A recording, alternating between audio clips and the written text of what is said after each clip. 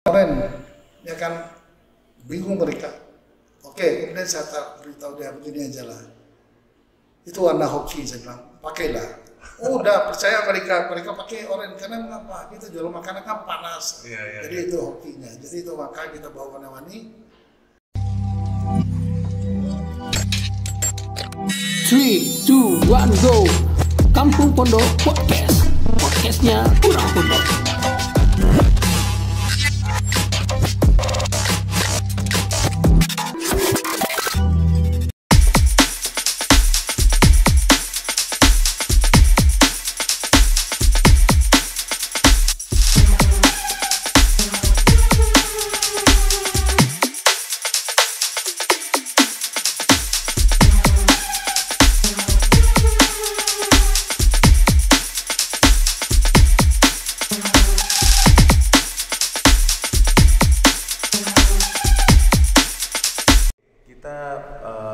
Setelah mendekati, saya ingin cerita nih Toko. Saya visi dan misi kita di Kota Padang ini sepertinya sama Toko. Saya mempunyai misi dulu, pengen membuat pasar murah atau pasar kayak Pujasera lah di sepanjang Siti Nurbaya. Tapi sudah didului oleh tuaku kita nih. Dan bahkan tuaku kita nih setelah pendestrian membangun lamang dan bakcang terbanyak di Indonesia Toko. Di dunia malahan pecah rekor ya Toko ya? Pecah rekor gitu tuh, Sako. Bagaimana bisa itu terjadi Toko? Saya pengen belajar nih Toko. Oke, terima kasih ya. Jadi sebenarnya visi dan misi itu bisa acara itu bisa sukses tidak luput daripada bantuan, bahkan ada mentor kami itu dari Kementerian Pariwisata. Itu namanya Bapak Araseno. Bapak Araseno ya. Araseno atau Pak Nonon. Jadi beliau itu di Kemenpar pada waktu itu dia adalah satu angkatan dengan teman-teman orang DB tahun 82 itu seperti sekarang ketum dari DB Pak Dadang ya kan? Pak Dadang ya. Jadi pada waktu itu timbulnya ide buat kita festival bakcang itu pada saat kami itu pergi ke Hainan. Pada waktu itu saya buat komunitas bakcang ini namanya. Itu kurang lebih sekarang udah 6 tahun ya. Jadi awalnya mula-mula saya buat komunitas bakcang Padang, Pekanbaru dan Jakarta. Halal tapi Toko ya? Halal. Oke. Jadi komunitas. Jadi kita pada waktu itu bicara komunitas, bukan bicara buat produk, bukan. Pada saat saya masih ingat di atas mobil kami lagi berjalan, saya timbul ide. Saya buka di searching di itu berapa sih pecah rekor orang buat bakcang. Pada waktu itu saya dapat informasi di Jawa kurang lebih 1.100 lebih. Maka saya ada timbul, saya bicarakan dengan teman-teman yang kita di orang bakcang, termasuk si Ibu Betty yang alien. Saya ngomong, ketua, bagaimana kalau kita buat lomba bakcang?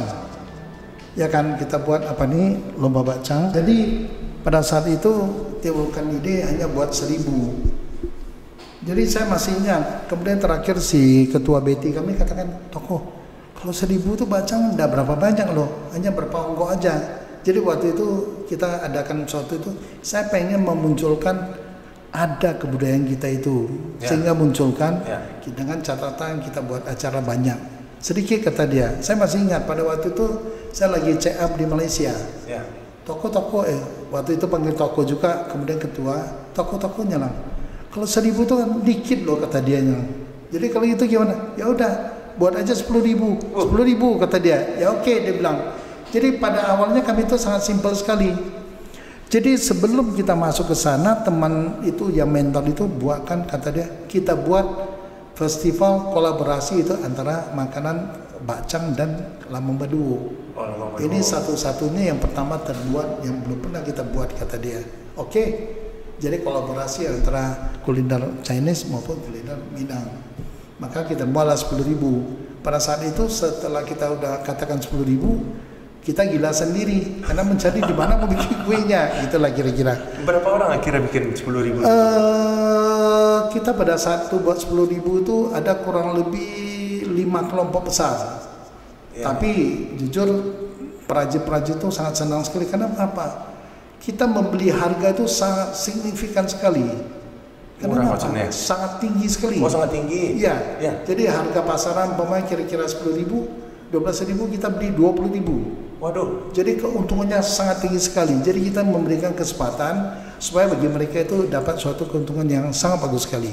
Dan akhirnya dijual tuh toko? Dijual kita ya? kumpul. Jadi acara berjalan dan sampai saat sekarang pemerintah, peternak pariwisata sampai detik kemarin pun juga Ibu Wali Kota maupun Pak Wali Kota katakan kapan dibuat bacang. Nah toko, momen ini pas nih. Menjelang Imlek tahun depan, saya kan juga punya planning dan Chua ini juga ditunjuk sebagai yang jalankan pasar malam Konsi JC. Kalau boleh kita kolaborasi juga nih toko untuk yang di depan. Rencana kita kan memang dari Siti Nurbaya ke Kelenteng sampai ke Kelenteng untuk mengadakan acara pasar malam JC-nya. Kalau boleh kita kolaborasi, boleh kita nih toko kita gabungkan juga dengan acara kita nih toko. Boleh. Jadi hal itu alangkah baiknya. Gak ada masalah. Nanti kita akan gerakkan juga dari orang Bacang maupun dari Margate kita. Mari kita dukung. Karena masalahnya, dan saya pun juga ada tambahan supaya di gang-gang kita ini tetap ada juga jualan. Dan kemudian di sepanjang dari pengalaman kita, sepanjang di Jalan Batang Aro, itu kemarin tuh orang tuh jualan rata-rata bisa omsetnya 3 juta per hari. Oh, seperti yang kopi. Okay. Nah, bukan. Waktu buat acara ya, siap. 3 juta. Jadi sepanjang jalan tuh kita akan buatkan juga apa tuh ya, kalau boleh saran, mereka ada jualan kuliner, kue-kue itu semuanya. Itu terangkat sekali bagi mereka. Boleh. Dan nanti di jalan tuh kita buat acaranya. Itu aja masukannya. Boleh. Silakan. Terus toko, saya pengen lihat dari jembatan Siti Nurbaya kok warnanya putih semua tuh toko. Oh iya, itu jadi gini, itu sebetulnya semuanya juga berkat kebersamaan kita semuanya. Pada waktu itu acara dari Bacang setelah berhasil, timbul ide kita. Ide itu apa? Mengapa gedung-gedung tua kita ini, padahal itu merupakan heritage, ini merupakan aset bagi kita untuk pariwisata. Dan kebetulan kan di daerah ini kan KWT, kawasan wisata terpadu. Dan sering saya munculkan kepada Pemko Pariwisata maupun yang lain-lain, di Kota Padang ini merupakan suatu kawasan yang sangat istimewa, tidak ada tempat lain. Maksudnya begini, berada dekat kota tua, gedung-gedung tua, berada sungai, bukit, laut, gunung, dekat sekali kita. Pantai, dekat sekali kita. Kuliner dan kongsi-kongsi kebudayaan Chinese. Itu yang tidak ada di tempat lain, berada suatu tempat. Pada waktu itu saya timbul ide mau mencari sponsor tukang cat. Siapa yang mau kasih sponsor cat? Saya masih ingat. Jadi yang paling berjasa itu adalah Pak Wira, toko Sinar Mutiara. Siap, Pak Wira. Dulu. Jadi saya tanya minta bantu dengan Pak Wira. Kebetulan saya kenal baik juga udah 30 tahun ya. Saya minta bantu beliau, kasihkan nomor. Saya mengadakan melacak terus sampai di Jakarta. Terakhir waktu itu sampai juga dengan ketemu dulu sama Pak Wali Kota, Pak Buya waktu itu Pak Edi, kita udah ketemu. Waktu itu udah mau eksekusi, kiranya hari COVID ditunda.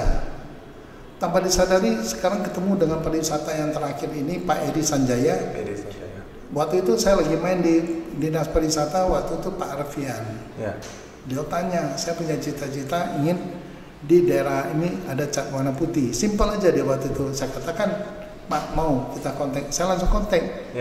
Jadi sejarahnya Pak Wali Kota ini luar biasa juga. Saya masih ingat kami mengadakan video call dengan dulu itu pada hari besar di rumah beliau tanpa janji, dadakan oke. Langsung mereka respon dan lakukan gitu tuh. Tapi cantik toko warna putih. Coba satu lagi toko. Setelah Kota Tua Putih, belok kiri kita mau ke Tanah Kongsi, kok warnanya beda-beda sekarang toko? Lebih berwarna di pasar toko. Jadi terima kasih. Kita memang Tanah Kongsi itu juga salah satu planning kita untuk dicat. Tetapi kalau dalam pasar Tanah Kongsi kita cat putih semuanya kan alangkah gimana ya? Cepat kotor ya kalau di pasar. Bukan cepat kotor, aneh sekali ya. Jadi pada waktu itu kita itu cat hanya tujuan pertama tembok. Setelah saya melakukan cat tembok itu kan didukung oleh dulu juga warna putih. Terakhir saya lihat sudah dicat tembok bagus, rumah orang tuh maaf agak kurang bagus ya. Saya ambil inisiatif Untuk warna lain gitu. warna lain, dan saya minta izin dengan kerjasama dengan wali kota, dengan Pak Lurah setempat, RW, RT. Saya sponsorkan, saya beli cat warna-warni dan saya lakukan. Tapi banyak di oranye ya toko saya lihat ya. Campur. Oh, campur Sebetulnya oranye itu adalah yang lebih dominan pintu masuk Ya. dan tukang jual mie Oh, warna oranye atau jual makanan itu adalah oranye. Jadi saya waktu itu bercanda dengan mereka. Awalnya ke belakang mereka nggak mau. Saya tanya, mau nggak warnanya warna oranye? Dia kan bingung mereka. Oke, kemudian saya beritahu dia begini aja lah. Itu warna hoki, saya bilang, pakailah. Oh, udah percaya mereka pakai oranye karena mengapa? Kita jual makanan kan panas. Iya. Jadi itu hokinya. Jadi itu maka kita bawa warna-warni. Terakhir kita juga melakukan apa nih? Pengecatan di dalam pasar tanah kongsi. Karena kan kita mau ikut perlombaan. Jadi saya minta kepada Kadis tanyakan apakah kita akan ikut perlombaan enggak. Jadi harapan saya nanti pasar tanah kongsi itu adalah pasar warna-warni untuk pariwisata. Tujuannya itu ya toko ya. Tujuan akhir di sana. Dan kemudian kita rencana nanti hari Sabtu, Minggu atau Jumat kita ada buat acara di pasar tanah kongsi. Ya. Dan didukung oleh Dinas Pariwisata dan kerjasama mungkin dengan kongsi buahkan barongsai atau acara itu dalamnya. Cuma toko setelah saya keliling-keliling ini masalah tanah kongsi, kota tua dan lain-lain, mungkin Toko bisa sarankan bantu kita ke pemerintah juga untuk pariwisata. Kita masalah lahan parkir nih Toko. Karena kalau misalnya banyak pariwisata di sini parkirnya agak susah ya di Toko. Betul. Jadi yang apa tuh yang katakan mengenai parkir memang persoalan intinya kita itu parkir. Ya. Jadi gini, Sako Jepri ya, parkir kalau suatu daerah pariwisata itu dimanapun juga di dunia tetap parkirnya timbul suatu masalah klasik. Ya. Tetap. Hanya sekarang pemerintah akan mengadakan suatu daerah di Batanghari akan satu jalur, tapi ada jam-jam tertentu. Dari Jembatan Siti Nurbaya. Ya, akan dibuatkan satu jalur supaya nggak macet, supaya orang akan lebih lega. Dan kemudian akan mengadakan kantong-kantong itu. Jadi kalau seandainya satu jalur, sepanjang jalan itu kan sebelah kiri atau sebelah kanan kan bisa diparkirkan. Iya. Itu dia akan ditata. Iya. Toko, begini. Sebenarnya dari semua nih Toko, dari pengecatan, dari perkembangan dari tanah kongsi, sebenarnya tujuan utama selain dari pariwisata ada tujuan ke arah yang mana kemana Toko kira-kira? Jadi gini, Sako Jepri ya, yang pengusaha top juga nih, siapa yang nggak kenal Hadi? Kita berikan apresiasi juga pada anak muda nih, Tos. Jadi gini, untuk Kota Padang atau kawasan di daerah kita ini, Kota Tua, memang sebetulnya di Kota Padang itu hanya dua yang sebetul kalau saya boleh ngomong, pariwisata dan pendidikan. Ya betul. Ya, selebih daripada itu tidak usah kita pikirkan. Yang namanya pengusaha buka toko itu dimanapun juga tidak perlu disuruh, dia akan terbuka sendiri. Tidak perlu ditata, dia akan berjalan sendiri. Karena itu udah hakikatnya. Tetapi pariwisata, pendidikan tanpa didukung oleh kerjasama stakeholder pemerintah, nol. Artinya apa? Di daerah kita ini, Kota Tua ini memang daerah yang sangat potensial untuk kita kembangkan pariwisata. Karena pariwisata orang tidak bisa ceplak. Jadi betul-betul kita tata, kita minta masyarakat kita, mari kita sama-sama, nggak usah jauh-jauh. Mari kita menjaga di lokasi kita bersih. Mari kita tata bagaimana cara supaya indah. Mari kita tata bagaimana kita menghadapi pelangganan. Itu yang akan kita lakukan. Nah, tidak lama lagi saya akan ada kerjasama dengan kelurahan dan kerjasama dengan dinas koperasi maupun dinas terkait untuk akan mengadakan pelatihan dengan pedagang-pedagang di tanah kongsi. Toko, sorry saya stop dulu nih. Kayak Toko ini harus masuk ke pemerintah nih Toko. Kalau misalnya Toko masuk ke pemerintah nih saya akan pilih Toko. Karena jarang orang punya visi dan misi seperti ini loh Toko. Ya, jadi memang itu ada panggilan. Saya akan mencoba. Serius Toko? Serius. Wah, ini kalau Toko yang maju ini saya yakin nih Kota Pondok ini akan lebih maju nih Toko. Terima kasih banyak. Ya, mohon doanya, penting badan sehat. Ya kan, badan sehat dan kita harapkan kita kembangkanlah. Jangan lupa ya, Bapak Gunawan Teddy Sukianto. Saya yang pertama yang akan mencoblos nih Toko. Terima kasih. Toko gini, dan visi dan misi lagi nih untuk kita balik lagi nih ke Margati sebagian kebudayaan nih Toko.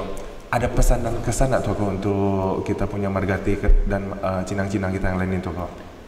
Saya harapannya memang beberapa bulan terakhir ini saya belum begitu maksimal. Berhubung karena saya jaga orang tua, kebetulan begitu ya. Kebetulan puji Tuhan dia pun juga ada pergi dalam keadaan tenang. Harapan saya kepada terutama kepada cilang saya, Margati, mari kita bersatu, mari kita kompak dalam segala hal. Memang perkataan sangat gampang, makanya di logo Bakcang itu kan saya logo 3 jari tengah. Oh, 3 jari tengah? 3 jari tengah itu kompak, kebersamaan dan happy ria secara batin. Oh, berarti di baju begini ya? Ya, di batin. Jadi itu di batin kita. Jadi harapan saya pun juga, mengapa saya membawakan logo Bakcang itu, kita simpel aja itu. Kalau kita sudah kompak baru kita bisa bersama. Setelah bersama baru kita bisa ketawa-ketawa, happy ria. Iya. Itu aja, simpel aja hidup tuh. Jadi kita nggak usah terlalu macam-macam. Jadi mari kita kontribusikan dengan apa yang telah ada pada diri kita sesuai dengan kemampuan kita. Iya. Ini pertanyaan terakhir saya nih Toko. Ya. Tadi kan pesan dan kesan buat Margati dan cinang-cinang yang lain. Pesan dan kesan buat Kampung Pondok Podcast ini gimana ya Toko? Kampung Pondok Podcast ini harapan saya, dan kalau melihat dari niat daripada Sako Jepri, Siap. akan maju. Siap Toko. Dan Terima kasih, Toko. ajak semua orang, segala kalangan, apakah kalangan yang bawah, apakah tukang parkir atau apapun, ajak dia. Jadi Siap. mereka tuh mari kita angkat dia. Siap Toko. Oke Toko, terima kasih ini atas kehadirannya siang hari ini, pagi hari ini. Ya, terima Toko. kasih. Oke. Terima kasih banyak si Sangko Jepri, luar biasa. Sampai ketemu Sukses lagi Toko. ya, sampai ketemu ya. Oke, Toko, mari. Ya, mari.